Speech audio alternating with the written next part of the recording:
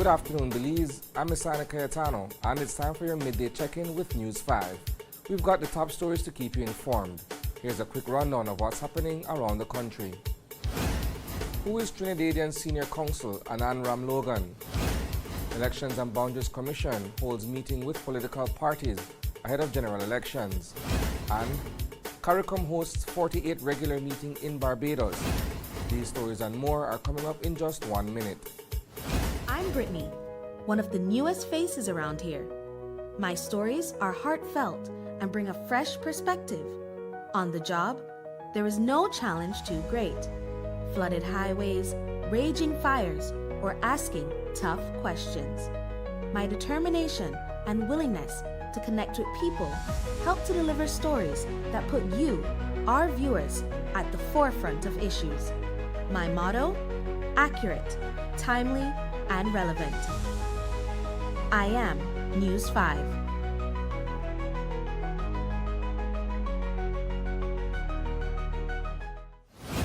Welcome back. The former Attorney General of Trinidad and Tobago is representing 3 claimants in a redistricting case in Belize. Although the High Court has dismissed the case, Justice Tawanda Hondura has given Ramlogan 2 days to answer several questions raised by the bench. Is he operating out of an office or law firm in Belize? What are his arrangements with Esteban Pereira and the company for these proceedings? And what steps were taken in drafting, signing, and authenticating and filing all affidavits related to the case? Senior Counsel Amon Courtney, representing the Attorney General, was shocked by Ramlogan's behavior in court last Wednesday. He briefly discussed the orders issued against Ramlogan in Justice Hondura's judgment. The judge has made some orders against Mr. Ramlogan personally in the judgment. I believe in my many years of practice, I have never seen a practitioner behave so disrespectfully, so disgracefully, and so inconsistent with the traditions of the bar. It was a most regrettable, and I cannot believe that a senior counsel believes that he can come from Trinidad and Tobago and behave that way in our courts. And so I'm going to see what happens as a result of the orders that the judge has made against him. But who is Senior Counsel Anand Ramlogan? In 2017, he was charged with misbehavior in public office and obstruction of justice in Trinidad and Tobago. According to Newsday, the charges stem from an allegation by David West, the director of the Police Complaints Authority, PCA. West claims that Ramlogan asked him to withdraw his witness statement in a defamation case against then opposition leader Dr. Keith Rowley, in exchange for being appointed as PCA director. This morning, the Elections and Boundaries Department held a meeting with stakeholders for the upcoming general election. They discussed key issues, including the nomination schedule for Nomination Day on February 24th. It was agreed that the People's United Party candidates will be nominated from 10 a.m. to 12 p.m., third party and independent candidates from 12 p.m. to 2 p.m., and United Democratic Party candidates from 2 p.m. to 4 p.m. The meeting was led by members of the Elections and Boundaries Commission, with representatives from both major parties and the Alliance for Democracy in attendance. Rudy Wade of the Belize Peace Movement shared his thoughts on the process. The illegal acts of both political party, two-party system. I had sent writing into the Election and Boundaries, stress my, as a Belizean, as a voter, as a, you say, a person that has a right to do that, right? And of no avail. We see the constant derogation of these same exact rules that you said right there. Everybody sits here and start, okay, right? For instance, I'll just do one. There's a safe distance, right? From the polling station, right? 100 yards, right? Yes. Do any of these adhere? That's just one. Do any of these two-party systems adhere to that 100 yards? There's another one. You have people soliciting all the way to where they put their X's. I talking what I see, right? I'm not talking about nobody coming. Here saw a bird come from up there and no. I talk about what I see. So you could blame me for what I see, right? All these things are so, so gross, right? And here we talk about free and fair. It's so dirty. CARICOM leaders are kicking off their 48th regular meeting on Wednesday, where they'll tackle a variety of topics to boost regional integration. Reporting from Bridgetown, Barbados, here's Peter Richards with the details. The final preparations are taking place as CARICOM leaders meet in Barbados for the 3-day summit. The official opening ceremony takes place Wednesday evening with the United Nations Secretary General Antonio Guterres and the President of the European Commission, Ursula von der Leyen, as the special guests.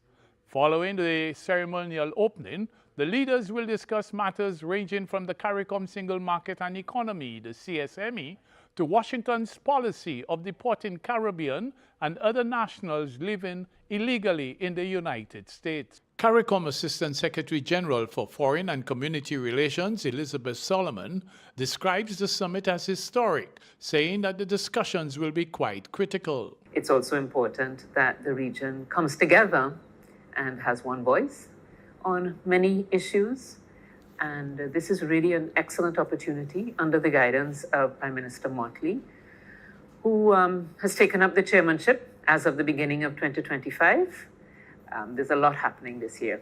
Solomon also spoke on CARICOM's role in Haiti, where criminal gangs are seeking to take complete control of the capital, Port-au-Prince, and efforts are being made to hold elections that were last held in 2016. I do understand that the public does not have an appreciation of how significant the role that CARICOM has been and continues to be in Haiti.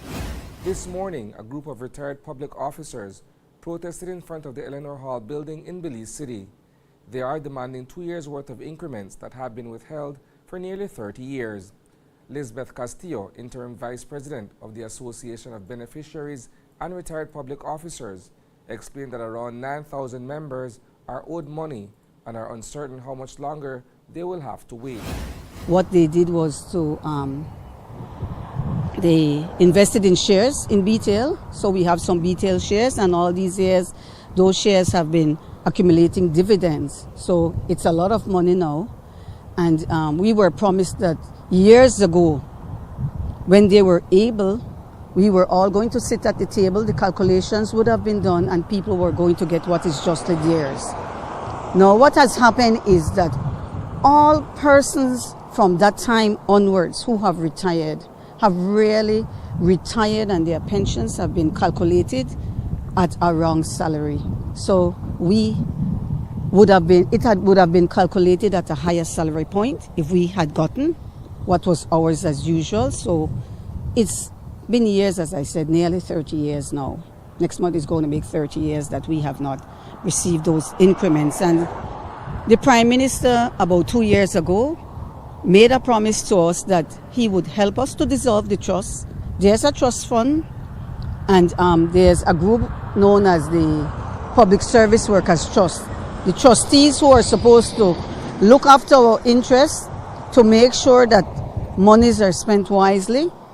They were supposed to invest and to do projects as mandated by the agreement of that time.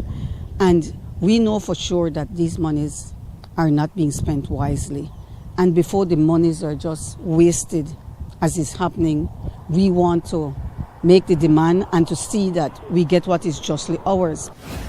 In its 2020 Plan Belize manifesto, the People's United Party laid out a bold vision for education reform.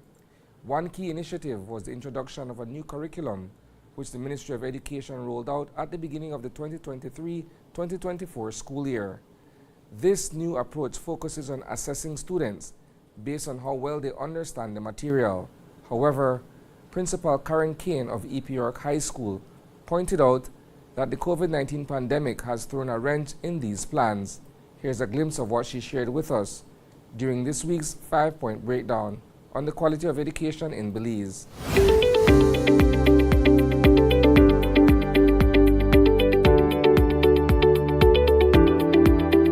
One of our challenges is the deficiencies that COVID unfortunately brought on us, because we have a lot of deficiencies in the basic skills that the kids need, as in English and math. We don't even have to go beyond that. In English, for example, they struggle to write. Their penmanship is poor, and reading cursive, for example. A teacher writes in cursive on the whiteboard, they can't read it. Their handwriting, although they're in first, second form, they're writing like they're in standard 1. And it's horrible. So what that means is that we literally have to slow down. But then the demand, time is not waiting on anybody. They're getting 16, 17 soon enough, and we still have to have them ready for sixth form. So how do you prepare them? Right, so lately we have been trying to fill in the blanks. The basics, as in multiplication, division, the basic skills, computation, a lot of them have lacking. That's a wrap for the news at noon. But don't worry, there's plenty more coming your way at 6 p.m. We'll dive deeper into these stories and more. In the meantime, visit channel5belize.com and follow us on Facebook for real-time updates. And don't miss Open Your Eyes tomorrow morning for fresh takes on today's headlines. Thanks for tuning in, Belize. Stay informed, stay inspired, and have a fantastic afternoon.